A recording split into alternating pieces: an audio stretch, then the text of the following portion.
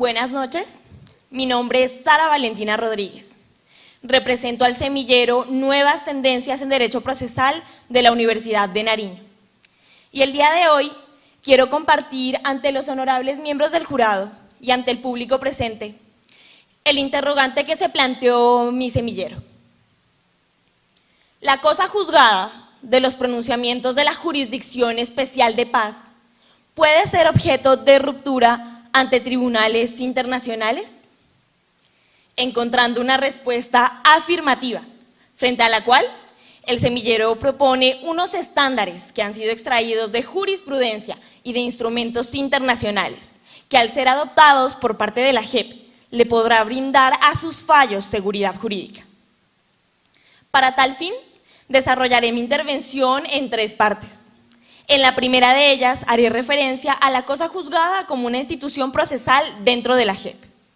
En la segunda parte, determinaré cuáles son los estándares que el semillero propone que sean seguidos por parte de la JEP ante escenarios internacionales. Y por último, presentaré las conclusiones de nuestra investigación.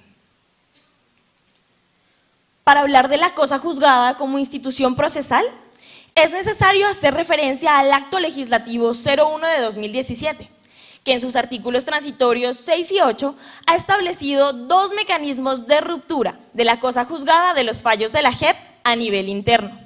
Estos son el recurso de revisión y la acción de tutela. Pero el semillero ha decidido ir más allá. Apegados a los lineamientos del bloque de constitucionalidad, hemos identificado dos escenarios a nivel internacional, en donde la cosa juzgada de los pronunciamientos de la JEP puede ser objeto de ruptura.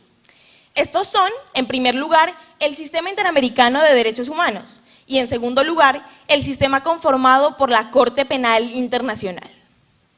Lo que me permite dar paso al segundo punto de mi intervención, determinando cuáles son los estándares que el semillero propone sean seguidos por parte de la JEP ante escenarios internacionales.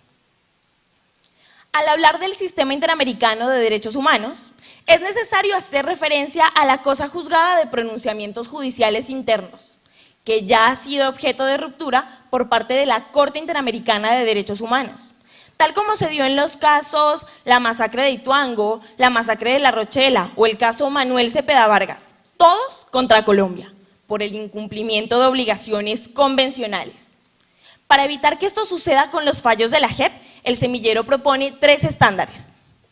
El primero, hace referencia a la temporalidad de la competencia de la Corte Interamericana de Derechos Humanos, que se da en virtud de la debida ratificación de la Convención Americana, a partir del año 1973, cuando nos referimos a vulneraciones de carácter continuado, y a partir del año 1985 al hablar de vulneraciones de carácter instantáneo.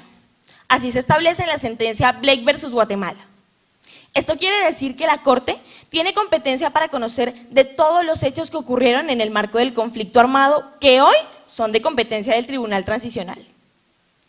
El segundo estándar es donde nos referimos a la reapertura de investigaciones ya concluidas. Si bien es cierto, en el artículo 8.4 de la Convención Americana se consagra el principio non bis in idem, la Corte Interamericana ha dicho que este principio no es absoluto. Así se planteó en la sentencia Nadege Dorsema versus República Dominicana. Esto quiere decir que la JEP tiene la obligación de reabrir investigaciones aunque ya hayan hecho tránsito a cosa juzgada, cuando se evidencia una vulneración al debido proceso o una vulneración al derecho de reparación integral de las víctimas.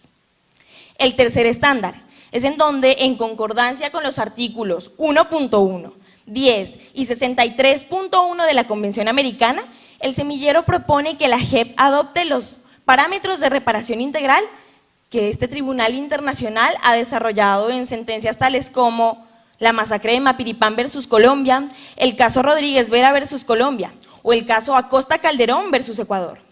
El primer parámetro hace referencia a la obligación de los estados de reconocer la responsabilidad internacional por el incumplimiento de obligaciones convencionales de manera pública, adquiriendo así un compromiso con las garantías de no repetición. Y el segundo parámetro es en donde se establece la obligación de los estados en adoptar medidas de satisfacción integrales enfocadas al resarcimiento a través de la reparación simbólica y transformadora, siendo esta la única vía para dignificar a las víctimas. En conclusión, dentro del primer escenario, el semillero propone que la JEP debe adoptar estos 3 estándares en virtud del ejercicio del control de convencionalidad, armonizando sus pronunciamientos con las reglas de derecho internacional de los derechos humanos y blindándolos ante eventuales controversias con los órganos del sistema. El segundo escenario, en donde el semillero ha podido identificar que la cosa juzgada de los pronunciamientos de la JEP pueden ser objeto de ruptura, es ante el sistema integrado por la Corte Penal Internacional. Y para esto proponemos 3 estándares.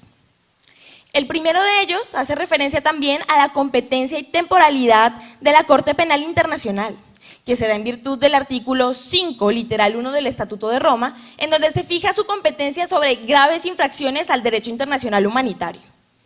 Pero es necesario resaltar el carácter complementario de la Corte, que según el tratadista Sudre, lo desarrolla al momento de investigar, esclarecer y juzgar delitos cometidos contra el derecho penal internacional. En lo que respecta a la temporalidad de la Corte, es necesario recordar que la CPI solamente puede conocer de delitos que se hayan cometido a partir de la fecha de ratificación del Estatuto de Roma. Para el caso colombiano se da el 1 de noviembre de 2002. El segundo estándar es donde hacemos referencia a la responsabilidad de mando como una forma de adjudicar responsabilidad penal individual. Así se consagra en el artículo 28 del Estatuto de Roma.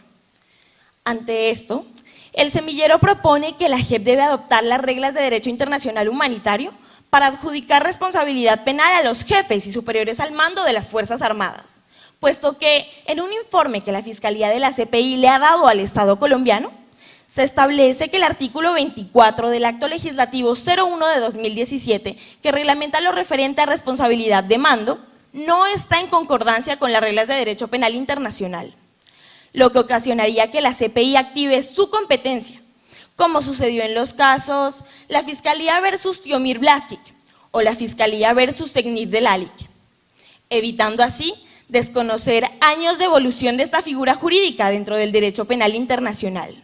Y lo más importante, otorgando una garantía de resarcimiento a las víctimas a través de evitar la impunidad dentro de las decisiones de este tribunal transicional.